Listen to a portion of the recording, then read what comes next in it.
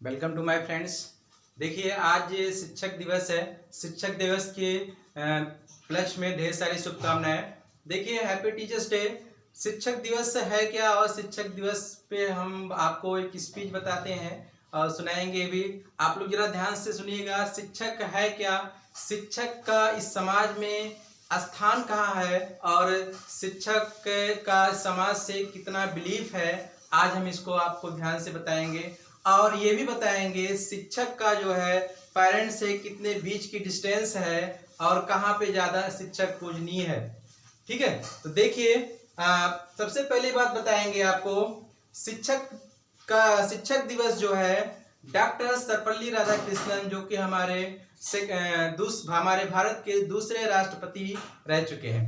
ठीक है, उनके जन्मदिन के उपलक्ष्य में यह मनाया जाता है। 5 सितंबर 1962 के से ही शिक्षक दिवस मनाया जाता है। यह शिक्षक दिवस हर शिक्षण संस्थान में बड़े ही धूमधाम, बड़े ही रोमांटिक तरह से मनाया जाता है।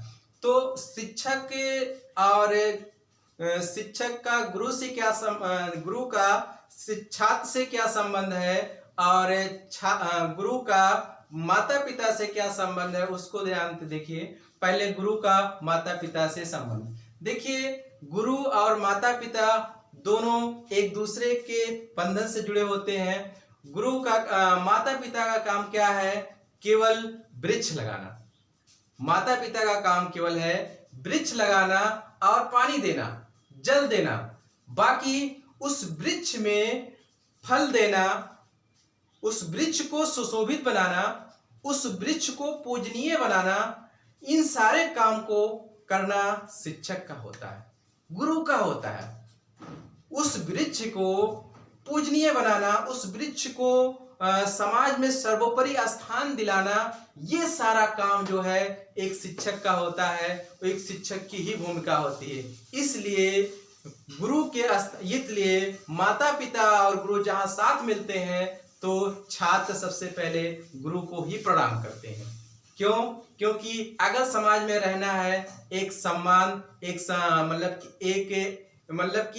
इज्जत हो, एक प्रतिष्ठा होनी चाहिए। एक प्रतिष्ठा के साथ हर जगह सम्मानित हो, गौरवान्वित हो, ये इसको कराने का काम कौन करता है? शिक्षक ही करता है।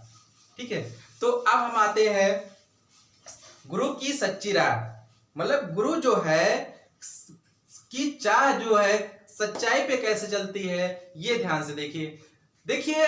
हर डॉक्टर, आज हमारे समाज में सबका स्थान ऊंचा है। डॉक्टर का भी है, वकील का भी है, नेता का भी है, शिक्षक का भी है। लेकिन सबसे पहली बात हम करेंगे डॉक्टर का। हर डॉक्टर सोचता है कि हमारे समाज में, हमारे पास पड़ोस में, हमारे एरिया में सभी लोग हों तो अशिक्षित हों, और अशिक्षित हों, अनमैनर्ड हों, और गंदे प्रकृति के हों, जिससे बीमारियों का प्रकोप हो, बीमारियां फैले, और वो हमारे पास आए, जिससे हमारा इनकम का स्रोत आगे बढ़े। ये हर डॉक्टर की सोच होती है। वैसे ही हर वकील सोचता है हमारे मोहल्ले के, हमारे आसपास के, हमारे एरिया के, हमारे ग्रामीण क्षेत्र के जितने लोग हों, सब के सब अशिक्षित हों, और एक दूसरे के झगड़ालू प्रकृति के हो, एक दूसरे झगड़ा करें, लड़ाई करें, मार पीट करें, जिससे वो क्राइम बने, वो हमारे पास आए और हमारा उसके साथ इनकम बढ़े। ऐसे ही हर नेता सोचता है कि हमारे समाज में, हमारे एरिया के लोग, हमारे ग्रामीण क्षेत्र के व्यक्ति जितने भी हैं, सब के सब अशिक्षित हों। उनको जैसे कहें, जो कहें, वो मानने के तैयार हो जाए, वो मान जाए, और जैसे कहें वो जिस तरह से हमारे सहयोग करें और हमारी वोट बैंकिंग करें, और हम जीत जाएं और हम आगे बढ़ें। लेकिन उन्हीं स्तंभों में एक ऐसा स्तंभ जो बनता है, शिक्षक होता है। लेकिन वो शिक्षक की सोच क्या होती है? वो हमेशा यही सोचता है हमारे समाज के, हमारे एरिया के, हमारे क्षेत्र के जितने भी व्यक्ति हों, सब के सब वो शिक्षित हों, योग्य हों, निपुण हों। वो अपने हर कामों में निपुणता हासिल करें, आगे बढ़ें, जिससे हमारे देश का विकास हो, हमारे समाज को सुधरे और हमारे समाज से जितने बुराइयां हैं, कुटिलता, अशिक्षित है, अनमेनर्ड है, सब वो दूर हो जाए और देश का ऊंचाइयों के कदम पर हर एक कदम ऊंचाइयों के ऊपर ही बढ़ता जाए। ये किसकी सोच है? एक शिक्षक की सोच है। आप बताइए शिक्षक का कितना ऊंचा नाम हुआ, कितना स्थान हुआ। ऐसे ही आइए शिक्षक का विश्वास, शिक्षक के ऊपर विश्वास किया जाए तो देखिए हर माँ बाप, हर माता पिता अपने बच्चों को उसी के अगर बिलीव करते हैं तो करते हैं सबसे ज्यादा तो एक शिक्षक के ऊपर, ना कि एक डॉक्टर के ऊपर, ना कि एक वकील के ऊपर, ना कि एक नेता के ऊपर, ना कि अन्य अपने रिलेटिव फैमिली के ऊपर, हम अपने रिलेटिव परिवार के ऊपर, मतलब किसी के भी उतना ऊपर विश्वास नहीं करते हैं। अगर वो करते हैं तो करते हैं सिर्फ शिक्षक के ऊपर। हर माता पिता अपने बेटे या बेटी को अपने शिक्षक के पास 2 घंटे, 3 घंटे, 4 घंटे, जब तक जितना शिक्षक कह दिया उतना वो छोड़ के चले जाते हैं, निफिक्र हो जाते हैं, कोई प्रकार की टेंशन नहीं होती है। लेकिन अगर वही माँ बाप अगर किसी और के पास 10 मिनट के लिए छोड़ते हैं तो उनको इतनी हेडेक बनी रहती है। क्यों? बिलीफ। अगर इस कलयुग में अगर बिलीफ है तो एक शिक्षक के ऊपर है। तो बताइए शिक्षक का स्थान इस हमारे मानव समाज में और हमारे इस संसार में बहुत ही ऊंचा होता है। विश्वास की बात होती है। अब आते हैं हम, इसी पे कहा गया है गुरुर ब्रह्मा गुरुर विष्णु गुरुर्देवे महेश्वरा गुरुर साक्षात परम ब्रह्म तस्मै श्री गुरुवे नमः।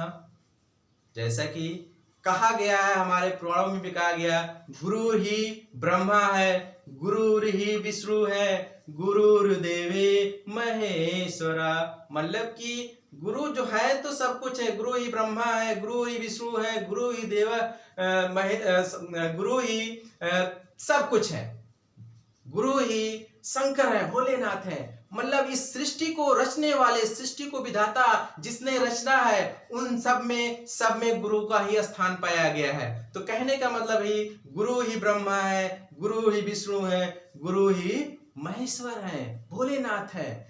तो गुरु ही ब्रह्मा गुरु ही विष्णु गुरुर्देवे महेश्वरा गुरुर साक्षात परम ब्रह्म तस्मै श्री गुरुवे नमः। यह सब लोग गुरु ही ब्रह्मा, सब विष्णु है, तो हम उस गुरु का नमस्कार करते हैं, प्रणाम करते हैं, सादर सम्मान करते हैं। तो ये था कि अब उसके बाद हम पूछते हैं, किसी ने हमसे पूछा कि आप क्या करते हैं, किसी ने हमसे पूछा कि आप क्या करते हैं, तो हम उनकी आवाज को बहुत ही सुंदर ढंग से सुना और सुनने के बाद कहते हैं हम हमारा सुंदर सा जवाब निकला कि सुंदर सुर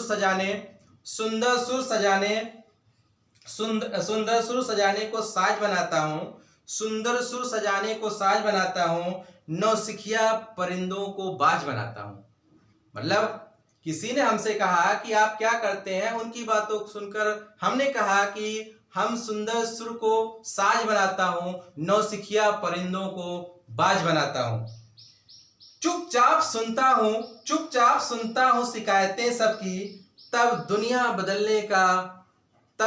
बदलने की आवाज बनाता हूँ। टीचर क्या है, एक अच्छे टीचर क्या है, सारे बच्चों का काम, मतलब कि सच्चे बच्चों के मन की बातों को जान करके फिर अपना नया कॉन्सेप्ट देते हैं जिससे उस बच्चों का उद्धार हो जाए। ठीक है, तो ये था शिक्षक। अब देखिए शिक्षक का काम क्या है और शिक्षक को पूजने से हमें लाभ क्या है, वो ध्यान दीजिए। हमारे परिवार में से और शिक्षक में क्या डिफरेंस है, शिक्षक क्या देता है और हमारा परिवार क्या देता है। तो आइए हम सबसे पहले ये जानते हैं कि लास्ट में कह रहे हैं कि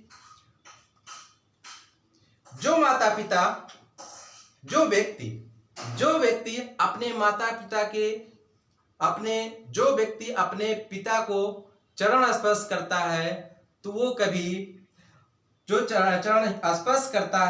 कभी संपत्तिहीन नहीं होता। मतलब कि जो छात्र अपने माता पिता के चरणों को स्पर्श करता है तो वो कभी संपत्तिहीन नहीं होता है, कभी वो धन से हीन नहीं होता है। वैसे ही जो छात्र अपने माता के चरणों को स्पर्श करता है वो अपनी माता से कभी ममताहीन नहीं होता है। वैसे ही जो छात्र अपने बड़े भाई के चरणों को स्पर्श करता है तो वो कभी भी शक्तिहीन नहीं होता है, वो शक्तिमान बनता है, मतलब शक्ति के से ही आगे बढ़ता है।